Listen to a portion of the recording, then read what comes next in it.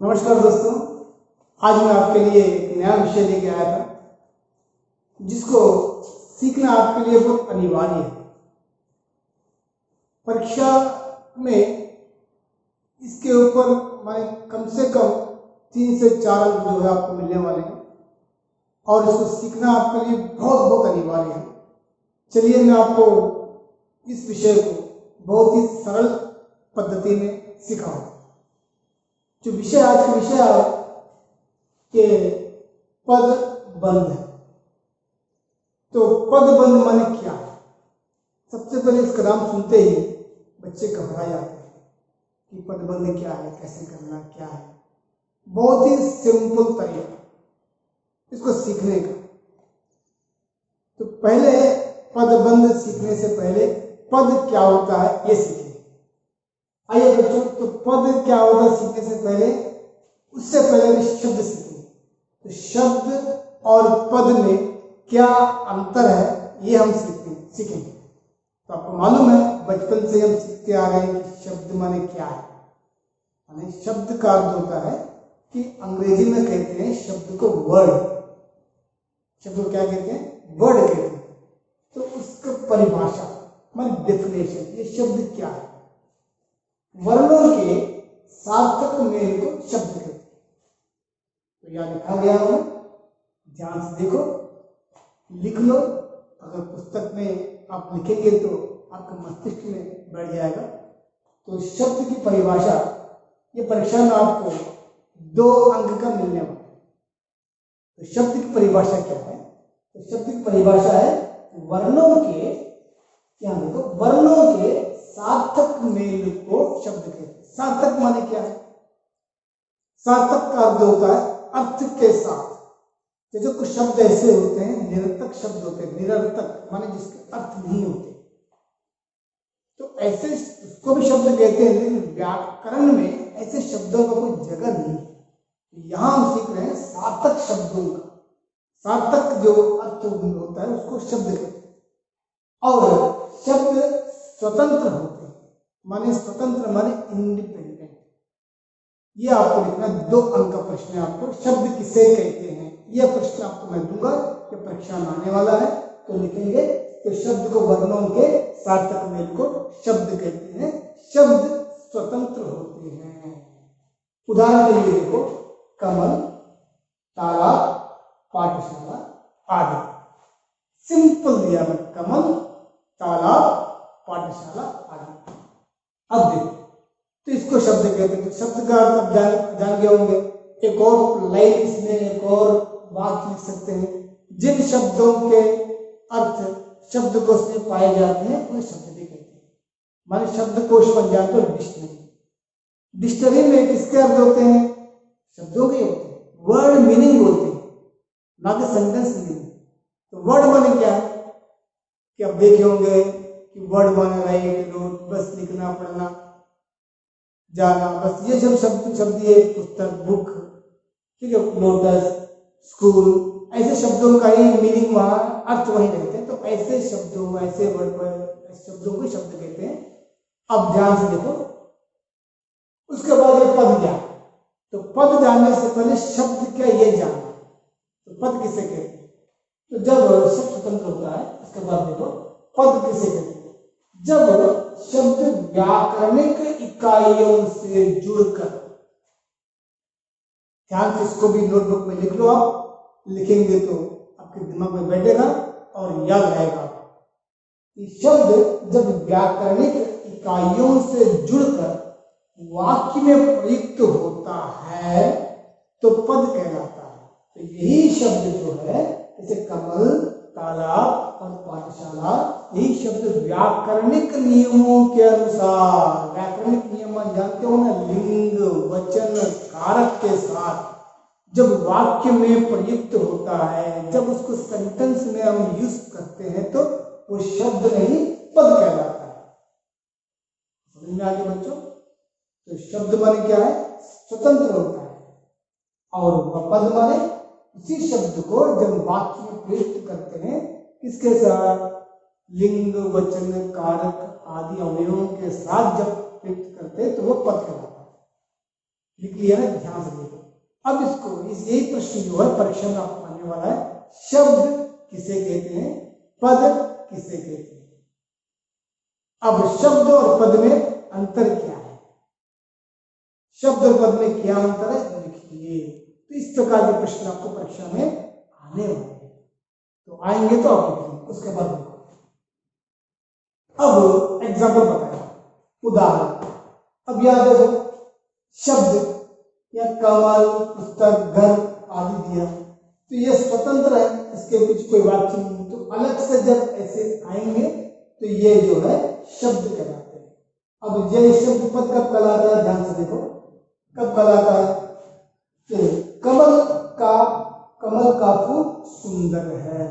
अब यहाँ ये वाक्य सेंटेंस बना दिया, ध्यान से देखो, जो रेड कलर का जो है, लाल कलर का है, वो शब्द है मेरा, क्या लिखा है, कमल का फूल सुंदर है। तो ये कमल जो है वाक्य में प्रयुक्त हुआ है, वाक्य में प्रयोग हुआ है, तो इसीलिए यहां कमल जो है पद कहलाता है। क्लियर, समझ में आ गया ना। जब ये वाक्य में प्रयुक्त किया गया है, इसीलिए ये पद कहलाता है।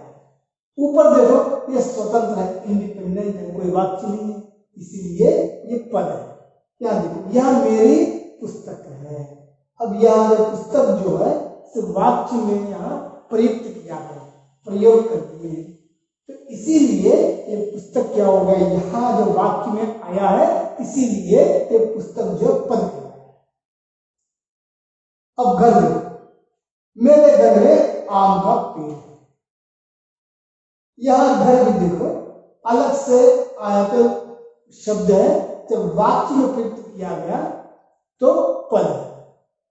इसलिए समझ में आ गया, फिर से आपको समझना, शब्द जो है इंडिपेंडेंट होता है, स्वतंत्र होता है। जब उसी शब्द को वाक्य में जो प्रयोग करते हैं तो वो शब्द जो है पद कहलाता है। क्लियर, समझ में आ गया, वेरी गुड। अब आगे देखो, अब मैं ये पद बंध क्या है समझाऊंगा। तो आपको सबसे पहले शब्द क्या समझ में आ गया, पद क्या समझ में आ गया। अब असली जो है मुख्य बिंदु जो होता है, जो मैं समझाने वाला हूं, पद बंध। ये पद बंध माने, या बंध माने होता है बंधना, बांधना। बंध माने होता है बांधना। तो आइए मैं आपको पद बंध के बारे में थोड़ा समझाऊंगा कि पद बंध क्या है। तो शब्द और पद, ये दो चीज आप समझ चुके होंगे। अब बंध का अर्थ होता है बंधना, बांधना, माने एक से एक ही पद को कुछ अनेक शब्दों से, एक या दो शब्दों से बांधते हैं, उसको जो है पद बंध कहते हैं। तो इस तरह मैं समझाऊंगा तो आप थोड़ी बहुत कंफ्यूज हो जाएंगे। एक बार मैं आपको समझाऊंगा, ध्यान से देखो। तो यहाँ जब एक से अधिक पद मिलकर, ध्यान से, एक से अधिक पद मिलकर एक व्याकरणिक इकाई, व्याकरणिक माने ग्रामेटिकल, जो पूरा लिंग वचन आदि से सब एक होके एक ही पद में जब काम करता है, तब उसे पद कहते हैं, तब उसे पद कहते हैं। तो पद बंध कहते हैं, ठीक है। तो यहाँ नीचे देखो, ध्यान से उदाहरण देखो। यहाँ तालाब में बहुत सुंदर कमल खिले हैं। तो तालाब में, यहाँ इसके पहले मैं बोल चुका था कि कमल जो है एक शब्द है। जब स्वतंत्र जब रहता है तो कमल जब शब्द कहलाता है, वही कमल जब वाक्य में प्रयुक्त होता है तो पद कहलाता है। या ध्यान से देखो, तो तालाब में कमल खिले हैं, एक सेंटेंस लिख लो पेंसिल से। तालाब में कमल खिले हैं, तो कमल क्या हो गया, पद हो गया। उसी कमल का जो है हम विस्तार किए थे, बड़े किए थे। तालाब में बहुत सुंदर कमल हैं। तो ये बहुत सुंदर किसके लिए है, कौन से पद के लिए है, कमल के लिए। तो बहुत सुंदर कमल एक इकाई में बन गया। तो बहुत सुंदर और कमल, तीन शब्द मिलके, तीन पद मिलके एक इकाई में बन गए, समझे। इसी को पद बंध कहते हैं। बहुत सुंदर कमल। ये क्या है, शब्द पदों से बांध दिए उसको एक इकाई में, तो कमल के लिए ही प्रयुक्त हुआ। अब देखो, अयोध्या नरेश के पुत्र राम ने रावण को मारा। अब यहां ध्यान से देखो, यहां पढ़ेंगे राम ने रावण को मारा, एक शब्द हो गया। तो यह राम के लिए कई शब्द जो है, कई पद जो है हम जोड़ दिए। क्या जोड़े हैं? अयोध्या नरेश के पुत्र राम, तो अयोध्या नरेश के पुत्र, ये तीन जो है राम के लिए जुड़ा गया। तो अयोध्या नरेश के पुत्र राम जो है एक शब्द बन, एक पद बन गया। तो दो तीन पद मिला के एक इकाई में बांध दिए, इसलिए इसको पदबंध कहते हैं। ध्यान से देखो। और पाकिस्तान से आए हुए लोग दिल्ली में बस गए, तो लोग दिल्ली में बस गए, तो लोगों के लिए हम जोड़ दिया गया। क्या जोड़े हैं?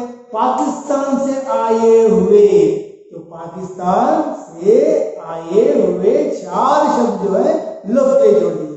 तो पाकिस्तान से आए हुए लोग जो है ये पदबंध है। क्लियर? फिर देखो ध्यान से। तो तालाब में कमल खिले हैं, तो कमल के लिए हम कितने पद जोड़े हैं? तो मैं बहुत सुंदर कमल, तो इसको कहते हैं, जो ब्लू में आपको दिखा चुका था, ये जो है पदबंध है।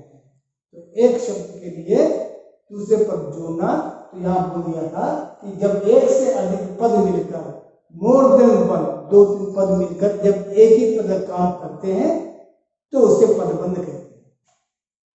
समझ आ गया बच्चा? ध्यान से देखो। अब देखो, अध्यापक हिंदी पाठ पढ़ा रहे हैं, तो अध्यापक के लिए हम जोड़ रहे हैं लंबे दुबले पतले, जो अध्यापक है हिंदी पाठ पढ़ा रहे हैं, जो लंबे पतले दुबले सभी जोड़ दिया गया है, वो सभी शब्द जोड़ दिया, तो अध्यापक एक पदबंध में जोड़ दिया। समझ गए ना? ध्यान से देखो। अब इसके बाद यह आपको ध्यान देने के बाद बिल्कुल क्लियर, क्या देखो, शब्द कमल लिया, तो कमल अलग से जब आया है तो ये शब्द है, क्योंकि ये स्वतंत्र है। अब पद में तालाब में कमल खिलते हैं, तो केवल कमल यहां दिया गया है, तो वाक्य में आ गया कमल, तो यहाँ पद चलाएगा। अब इसी कमल को हम लोग क्या कर दिए हैं? पदबंध तालाब में बहुत सुंदर कमल खिलते हैं, तो बहुत सुंदर जो है हम जोड़ दिया गया है यहाँ, तो इसीलिए बहुत सुंदर कमल एक ही पद काम कर रहा है, इसको बोलते हैं पदबंध। पदों को बांध दिए कमल से, समझ गया ना? तो बहुत सुंदर कमल खिलते हैं। It's very simple. अब ध्यान से सुनेंगे तो समझ में आपको आएगा, समझ में आ गया होगा ना? ध्यान से। उसके बाद अब पदबंध के प्रकार, तो कितने पदबंध होते हैं? इसके पहले मैं आपको समझा चुका था कि शब्द माने वर्ड, शब्द कितने प्रकार के होते हैं? शब्द भेद बोल चुका था आपको मैं, विकारी अविकारी। तो विकारी में चार, अविकारी में चार। विकारी में क्या क्या आते हैं? संज्ञा, सर्वनाम, विशेषण, क्रिया। अविकारी में क्या आते हैं? क्रिया विशेषण, समुच्चय बोधक, संबंध बोधक, विस्मयादि बोधक। तो यहां आप ध्यान देंगे तो उसी पदबंधन शब्द के शब्द जो कितने प्रकार के होते हैं उतने प्रकार के पदबंध भी होते हैं। तो केवल समुच्चय बोधक, संबंध बोधक को छोड़कर, संबंध बोधक, विस्मयादि बोधक को छोड़कर क्या देखो, तो पदबंध, संज्ञा पदबंध होते हैं, सर्वनाम पदबंध होते हैं, विशेषण पदबंध होते हैं, क्रिया पदबंध होते हैं, क्रिया विशेष पदबंध होते हैं। बाकी तीन नहीं होते। कौन कौन से नहीं होते हैं? समुच्चय बोधक, संबंध बोधक, विस्मयादि बोधक, वो नहीं होते। बस ये पांच प्रकार के ही पदबंध होते हैं। तो आइए इसके मैं एक एक उदाहरण आपको समझाऊंगा, बहुत ही सिंपल, बहुत ही, आप भी अभ्यास करेंगे तो आपको समझ में आ जाएगा। देखो ध्यान से, यह संज्ञा पदबंध आपको समझाऊंगा। संज्ञा मान जानते हो? नाउन। अब यहां देखो, मेहनती लोग सफल होते हैं, तो यहां लोग जो है संज्ञा है, तो लोग संज्ञा है, तो मेहनती लोग, तो कैसे लोग? लोग में हम क्या जोड़ दिए? मेहनती जोड़ दिए, तो मेहनत करने वाले लोग। तो उसमें क्या लोग जो है, यहाँ लोग तक आया, लोग नाउन है, इसलिए ये संज्ञा पद। ध्यान से हमारे हमेशा शोर करने वाला वह आज शांत रहता है। तो यह सर्वनाम के जो परिभाषा जानते हो, यह वह वह तुम हम सब आते हैं। तो यह तो हमेशा शोर करने वाला वह, तो हमेशा शोर करने वाला यहाँ राम श्याम गोपाल हरे रहीम कोई आया तो संज्ञा पद बन जाए। तो संज्ञा के स्थान पर क्या प्रयोग किए, वह प्रयोग किए। हमेशा शोर करने वाला वह आज शांत बैठा है, तो वह तक आ गया तो सर्वनाम पद। तीसरा देखो विशेषण पद, वह बहुत सुंदर चित्र बनाता है। तो यह चित्र क्या है, संज्ञा है, नाउन है। तो डिफरेंशियल विशेषण क्या है, विशेषता बहुत सुंदर। तो यह बहुत सुंदर चित्र से जुड़ा हुआ है, इसीलिए यह विशेषण पद बनता है। इसलिए उसके बाद क्रियापद। अब मैं राम मैदान में खेल रहा है, तो खेलना एक क्रिया है, क्रिया के साथ जोड़ दिया रहा है दो दिन पर, तो खेल रहा है जोड़ दिए तो अंतिम आने वाला क्रिया ही, तो क्रियापद। ठीक है। अब क्रिया विशेषण, क्रिया विशेषण क्या है, गाड़ी बहुत जल्दी आ गई। अब क्रिया विशेषण जानते हो, क्रिया की विशेषता बताने वाले हो क्रिया विशेषण कहते हैं। तो गाड़ी आ गई क्रिया है, तो विशेषण क्या है, बहुत जल्दी, वेरी फास्ट, तो एडवर्ब आ गया, तो इसीलिए इसको क्रिया विशेषण कहते हैं। ये था बच्चों पदबंध के बारे में जानना। परीक्षा में सिंपल आपको जो है अंडरलाइन करके देंगे, नीचे रेखांकित करके देंगे, बस आपको पहचानना है ये कौन सा क्रिया है, कौन सा पदबंध है, संज्ञा है, सर्वनाम है, विशेषण है, क्रिया। ध्यान से देखो, अगर लाइन जो है, रेखा जो है सीधा संज्ञा तक आकर हो जाता, लोग, भारत, या फिर मैंने संज्ञा परिभाषा जानते हो, किसी वस्तु, स्थान, व्यक्ति, पशु पक्षी के नामों को संज्ञा कहते हैं। तो संज्ञा पद के नीचे तक अगर रेखांकित आ गया तो वह जो है संज्ञा पद, संज्ञा पद। और सर्वनाम देखो, यह वह मैं तुम आप, जहां तक आके रुक गया रेखांकित, तो वह जो है सर्वनाम पद बनता है। अब विशेषण, तो संज्ञा या सर्वनाम विशेषता, वह सुंदर लड़का, लड़का लड़का वह, तो वह सुंदर, अच्छा, विशेषता गुण बताने वाले, जहां विशेषण तक आके रुक गया तो विशेषण पद बनता है। अब क्रिया, मालूम है क्रिया जो है वाक्य के अंत में ही आता है, तो अंत में जो लिखा गया वो क्रिया ही बनता है। तो क्रिया की विशेषता, क्रिया के पहले जोड़ता है जल्दी जल्दी, बाकी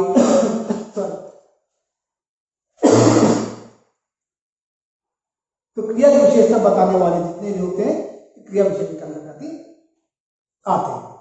तो ये था बेटा कि पदबंध पहचानने का तरीका।